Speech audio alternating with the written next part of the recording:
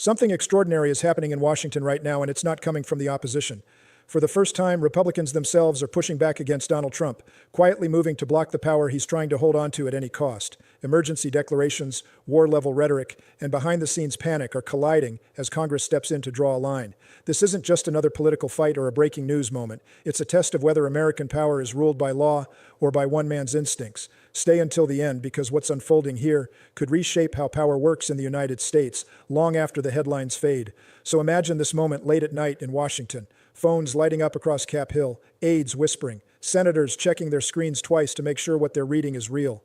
Because the President of the United States is furious, not at Democrats, not at the media, but at his own party. And for the first time in a long time, coming from protesters outside the gates. It's coming from inside the walls. And that's where the real danger always begins. Because right now, Republicans are revolting against Donald Trump. And no, this isn't just the usual MAGA infighting or anonymous leaks meant to scare donors. This is something deeper, colder, and far more consequential because it cuts directly into the one thing Trump believes he cannot live without: unchecked power. And the reason this revolt matters is not just that some supporters feel betrayed over broken promises, whether it's the vow of no new wars or the soaring cost of living or the lingering unanswered questions surrounding long-promised disclosures that never seem to arrive. It's that Republican lawmakers themselves are beginning to openly move against the very authority Trump is desperate to cling to. And when that happens, when the guardrails inside the system start to activate, presidents don't respond calmly. They escalate, they dramatize, they declare emergencies. And that's exactly what we're watching unfold right now. A presidency leaning hard into spectacle and crisis language to protect itself from internal collapse. Because at the heart of this entire revolt is a simple but terrifying reality that even seasoned Washington veterans are struggling to process out loud. The President of the United States has been publicly entertaining the idea of using military in ways that could drag America into conflict not with some distant adversary but with its own allies. And when Senator Chris Murphy laid this out in blunt terms, it landed like a shockwave. Because once you strip away the bluster and the branding, what you're left with is a scenario that sounds absurd until you remember we've stopped being allowed to dismiss these statements as jokes. Because Greenland is not a blank space on a real estate map. It is part of Denmark. Denmark is a NATO ally, and NATO's core principle is collective defense, meaning that any military action against that territory isn't just symbolic. It's a legal and strategic nightmare that theoretically places the United States in direct conflict with Europe. And the fact that lawmakers are now having to seriously explain this to the public is itself a sign of how unmed the conversation has become, because no one in America voted for a presidency that risks a shooting war with allies over land acquisition rhetoric. And yet here we are parsing comments, weighing hypotheticals, and watching members of Trump's own party quietly but firmly try to shut the door before it's kicked open. And this is where Trump's worldview becomes critical to understanding the backlash, because he doesn't process geopolitics as alliances or treaties or shared security obligations. He processes it like property, like leverage, like a deal that can be forced if you push hard enough. And that mindset might work in a boardroom, but in global politics, it gets people killed. And Republican senators know this. They understand that once a president frames military action as an option, the machinery starts moving whether Congress likes it or not, which is why the War Powers Act suddenly became the battlefield not as an abstract constitutional debate, but as an emergency brake. And when that brake was pulled, when Republicans joined Democrats to advance a resolution limiting the president's ability to act unilaterally, Trump didn't respond with negotiation or persuasion, and he responded with rage, profanity, and threats, because that's what happens when someone who believes power is personal realizes it's actually conditional. And the reported phone call to Senator Susan Collins wasn't just about one vote. It was about the shock of discovering that loyalty has limits, that even in his own party there are lines that can't be crossed without resistance. And for Trump, that resistance feels existential, because his entire second-term strategy hinges on projecting strength, inevitability. And nothing undermines that faster than members of your own party publicly telling you no, especially when the issue at stake is war, authority, and constitutional boundaries. And this is where the narrative accelerates, because faced with pushback, Trump doesn't retreat. He reframes. He reaches for the language of emergency, declaring extraordinary measures not just as policy tools, but as political weapons.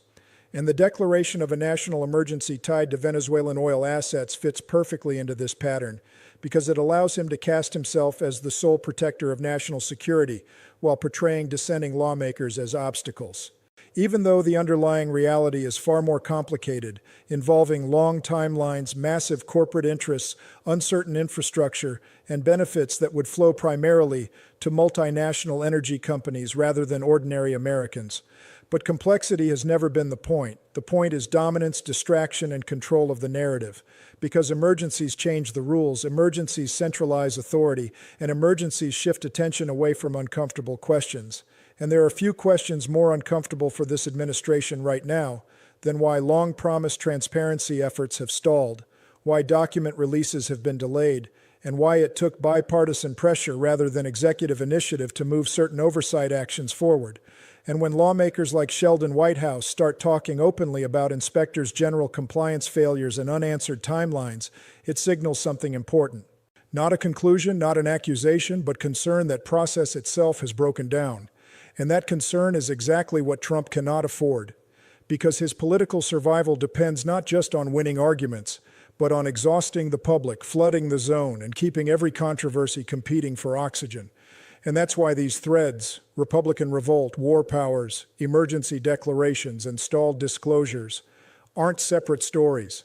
They're the same story viewed from different angles. A presidency trying to outrun accountability by accelerating chaos, and Republicans who once waved everything through are now calculating the cost of silence, weighing institutional damage against party loyalty, and realizing that if they don't act now, they may not recognize the system later.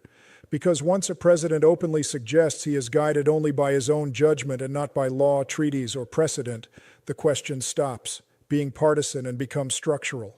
And that's the moment we're in, a moment where behind closed doors, Republicans are asking themselves whether stopping Trump is an act of betrayal or an act of preservation, because history doesn't remember who tweeted the loudest. It remembers who stepped in when the rules were bending past their breaking point. And this revolt, quiet in some places, explosive in others, may be the first real sign that the internal guardrails are finally being tested, not by the opposition, but by those who know exactly how dangerous unchecked power can become when it's wrapped in grievance, spectacle, and the language of permanent emergency. And as this internal rebellion deepens, the real story shifts from what Donald Trump is saying publicly to what Republicans are doing privately. Because behind the cameras, behind the social media outrage and the carefully worded statements, there is a growing recognition among GOP lawmakers that they are no longer dealing with a conventional presidency, but with a leader who sees every institutional limit as a personal insult. And that realization is changing behavior in ways that would have been unthinkable just a year ago. Because when the war powers resolution advanced with Republican votes, it wasn't an accident or a momentary lapse in party discipline. It was a calculated move by senators who understand that once the executive branch normalizes unilateral military threats, especially toward allied territory, Congress becomes irrelevant unless it reasserts itself. And that fear is not ideological, it's constitutional because the War Powers Act exists precisely for moments like this, moments when a president's instincts outrun the system's safeguards. And the fact that Trump reacted with profanity, intimidation, and threats of political destruction only reinforced the concern that his decision-making process is driven less by strategy and more by impulse, grievance, and legacy. Obsession and legacy is a critical word here because Trump's fixation on being remembered, on being seen as dominant, transformative, and historically consequential has increasingly collided with the reality that his promises have not translated into stability, prosperity, or restraint. And when the myth of no new wars collapses under the weight of military rhetoric, even loyal supporters begin to fracture. Because wars are not abstractions to voters. They are costs, risks, and consequences. And Republicans up for re-election understand that no amount of branding can sell a conflict with allies as a victory, which is why Trump's turn toward emergency powers feels less like leadership and more like panic. Because emergencies allow him to bypass debate, marginalize dissent, and recast opposition as sabotage. And this tactic has a long history not just in American politics, but globally, where leaders who feel their authority slipping reach for extraordinary measures to freeze the political moment in their favor. And in Trump's case, the Venezuelan oil emergency is a textbook example of how economic assets are framed as security imperatives, even when the practical benefits are distant, uncertain, and largely corporate. Because the language of emergency is not about timelines or feasibility. It's about optics, control, and narrative dominance. And while the administration insists this move is about protecting American interests, lawmakers on both sides of the aisle see something else. A strategic distraction designed to shift attention away from congressional oversight, internal party dissent, and growing scrutiny of executive follow-through. And this is where Trump's relationship with his own party becomes increasingly adversarial, because he doesn't just want support, he demands submission. And when senators assert independence, he treats it as betrayal rather than governance, publicly threatening their careers while privately depending on their votes for judicial confirmations, legislative priorities, and institutional cover. And that contradiction exposes the position because power that relies on fear rather than coalition eventually turns inward. And we're watching that process unfold in real time as Republican senators quietly coordinate, compare notes, and decide when and how to draw lines that were once unthinkable to draw. And this internal calculation is fueled by a broader concern that Trump's rhetoric about law, morality, and authority is no longer symbolic but operational. Because when a president suggests he is governed by personal judgment rather than international law or constitutional constraint, it signals a worldview in which rules exist only when convenient. And that worldview terrifies lawmakers who understand that precedent outlives presidencies. Because if these norms collapse now, they won't magically reappear later. And this anxiety has turned routine votes into flashpoints, phone calls into confrontations, and policy disagreements into existential tests of institutional survival. And all of this is happening against a backdrop of mounting public confusion and fatigue, where voters struggle to separate spectacle from substance. And that confusion is not accidental, it's strategic because a crowded information environment benefits those who thrive on chaos. And Trump has always understood that if everything is breaking news, nothing is accountability. Which is why the convergence of these stories matters so much, because the war powers fight. The emergency declaration, the Republican revolt, and the stalled disclosures are not isolated controversies. They are interconnected stress fractures in a system being pushed beyond its design.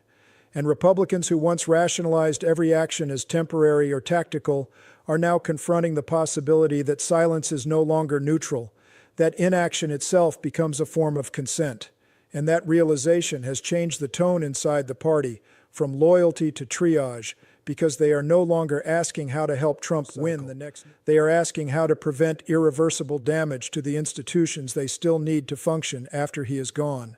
And that shift, subtle but profound, is why this revolt feels different, quieter in some ways, but far more serious. Because it's driven not by ideology, but by alarm, by lawmakers who understand that when emergency powers become routine and war rhetoric becomes casual, the line between governance and authoritarianism blurs. And once that line disappears, it rarely comes back without a cost. And that cost is what Republicans are now trying, perhaps belatedly, to avoid, even as Trump escalates attacks and frames every check on his power as an attack on the nation itself. Because in his mind, the two are inseparable. And that belief, more than any single policy or controversy, is what has finally pushed members of his own party into open resistance, setting the stage for an internal confrontation that will define not just this presidency, but the future balance of power long after the headlines fade.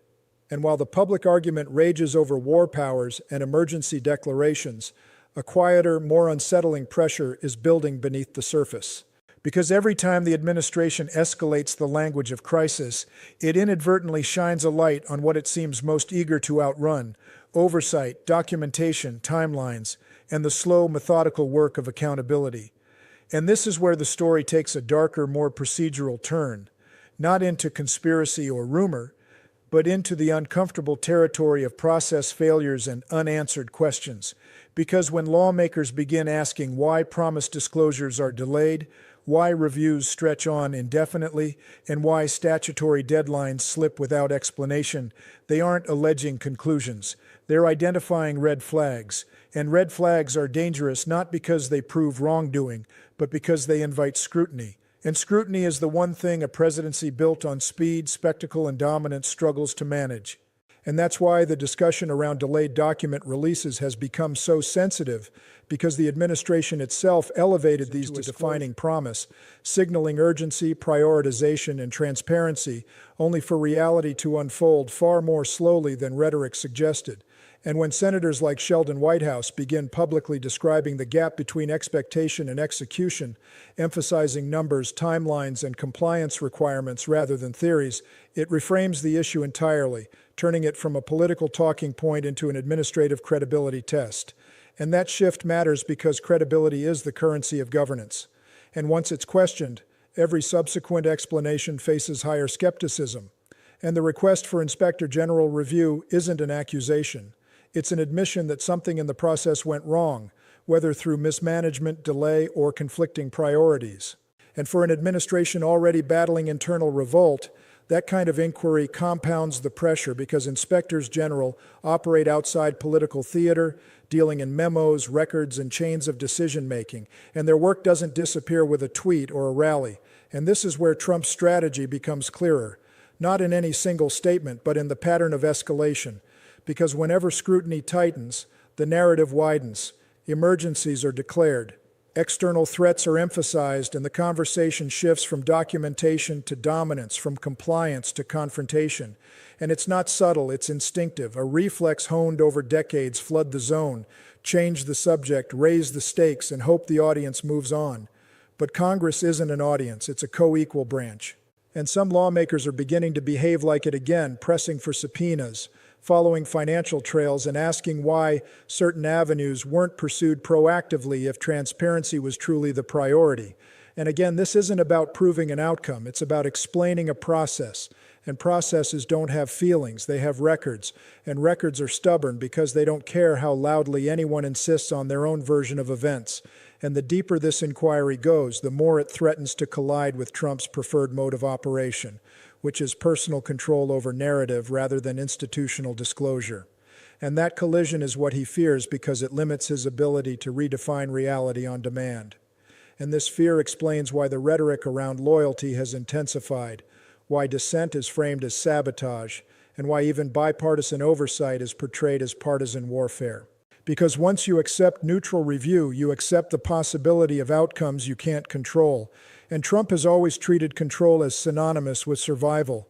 And this brings us back to why Republicans themselves are so uneasy, because they can see the convergence forming, war powers being challenged, emergency powers being scrutinized, disclosure processes being questioned, and internal party unity fraying all at once. And they understand that this isn't just a bad news cycle. It's a systems test, one that asks whether institutions still function when pressure comes from the top rather than the outside. And some Republicans are now quietly acknowledging that the real risk isn't what investigators might find, but what happens if oversight fails entirely, because a system that can't examine itself becomes brittle. And brittle systems don't bend, they shatter.